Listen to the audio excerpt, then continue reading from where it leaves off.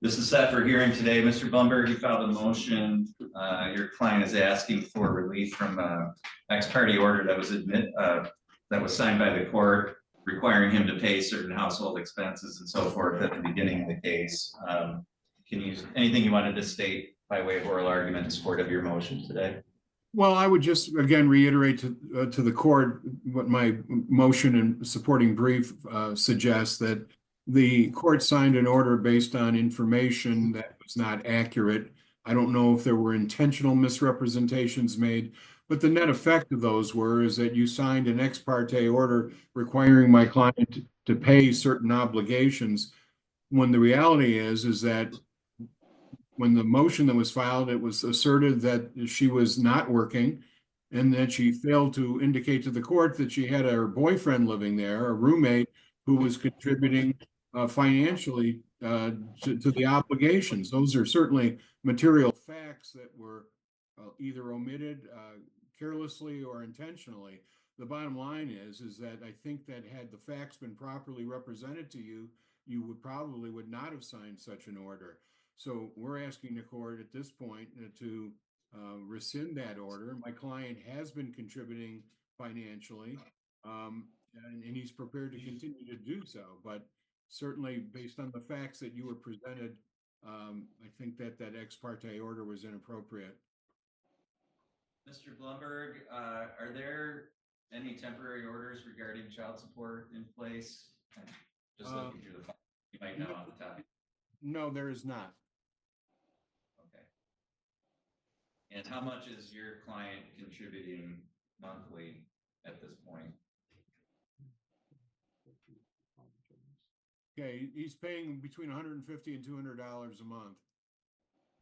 Okay. All right, Ms. Beeland, what's your side of this? The reason why we decided for Chauncey to pay $600 worth of mortgage, because it is on his name too, along with mine. And during that time that sorry, I'm having a hard time understanding this. The reason why we put this, because I was working at a restaurant, barely making a minimum wage, trying to have fully intent of getting my job that is now. I work full time at Kohl's, just so he could just help pay the mortgage. That's all I was asking.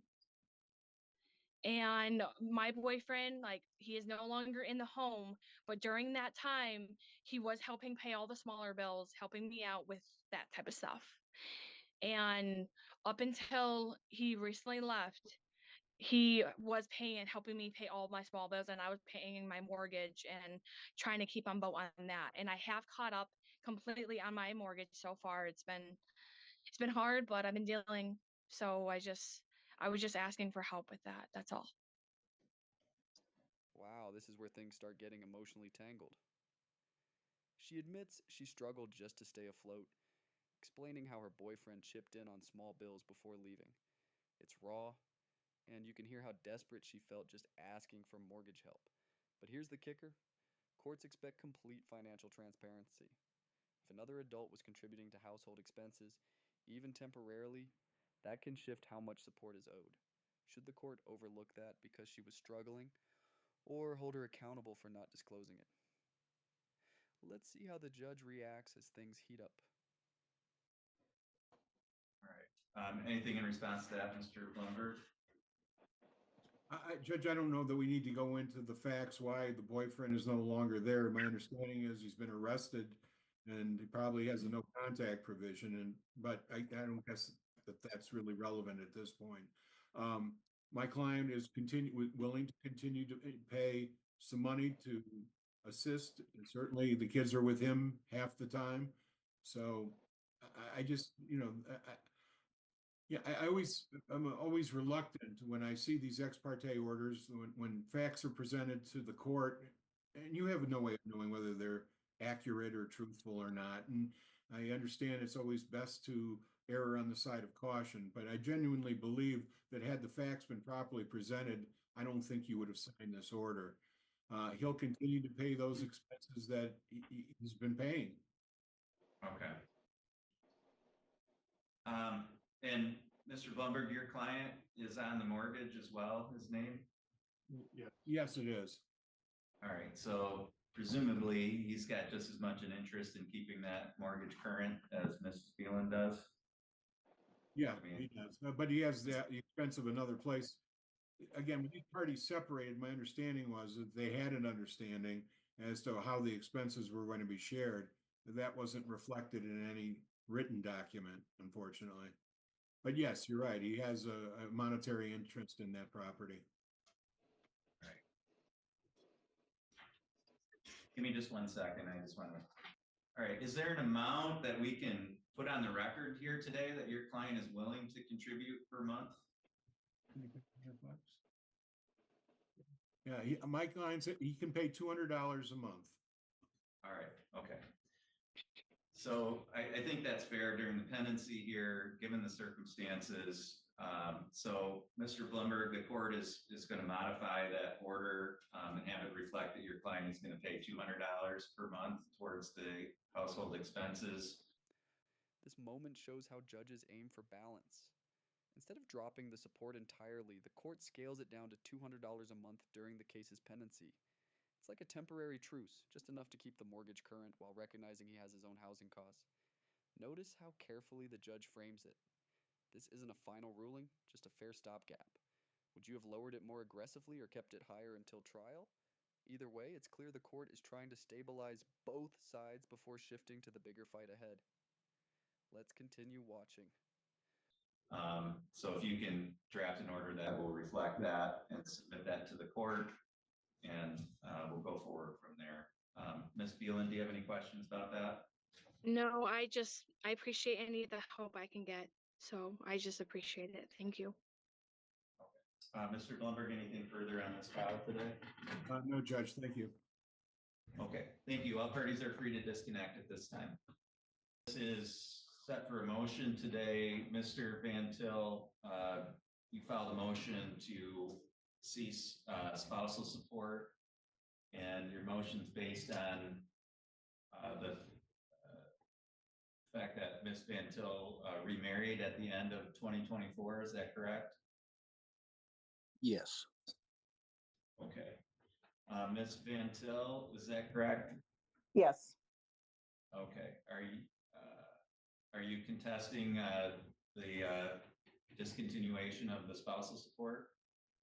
To an extent, I feel that I was pretty generous back in 2021 when I let him off on over $12,000 in arrearages at the time. I'm willing to drop down to $500 a month for, let's say, another 3 years. Okay, Mr. Van Til, what's your position on that? No, I disagree. Okay. I All disagree. right. Well, here's the thing. I reviewed the original judgment of divorce, and it does allow for the court to modify spousal support based on a change in circumstances. Here's the dramatic turning point.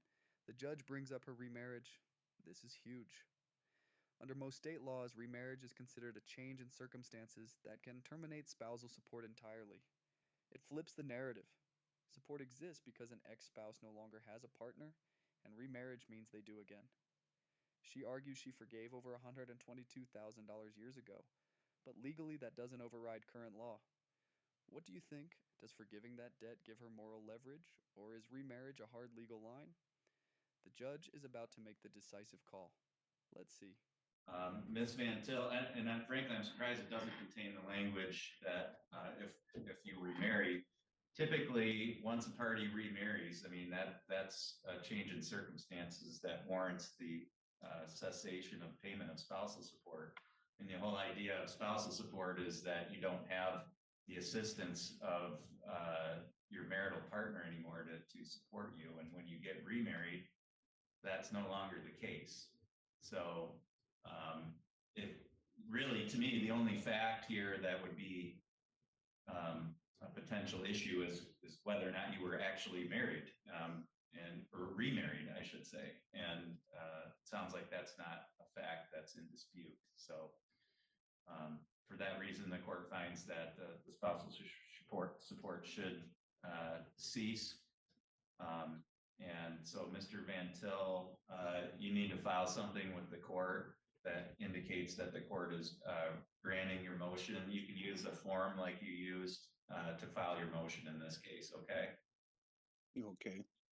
But that's an important step for you to follow up on, because until I sign that order, I mean, that's what actually stops your obligation for spousal support.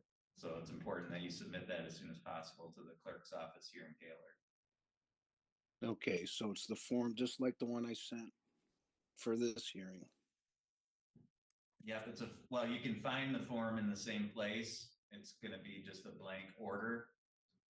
And you're gonna fill in there that the court is granting your motion and spousal support will stop as of February 3rd, okay? Okay. And there it is. The hammer drops. And the judge officially orders that spousal support will stop as of February the 3rd. Notice how procedural he is. He reminds the husband he must file the correct follow-up order before it becomes legally binding. This detail matters. Many people think the verbal ruling alone stops payments, but without that signed order, the obligation technically continues. What would you do if you thought support had ended but still kept being charged? This moment shows how paperwork can make or break a win in court. Let's wrap this one up. Ms. Van Til, did you have any questions about that? No, Okay. All right, thank you. That's all for this hearing today. Both parties are free to disconnect at this time. Thank you. So, here's the bottom line. The court ruled that because she remarried, her spousal support ends. Despite her emotional plea and the history of forgiving past arrears, the law is clear. Remarriage cuts off the need for spousal maintenance. The husband now just needs to file that final order to make it official. It's a reminder that emotions can sway the courtroom for a moment, but statutes ultimately decide the outcome. What do you think? Was the judge too rigid, or just following the law as written? Thanks for watching. Like, comment, and subscribe for more courtroom breakdowns.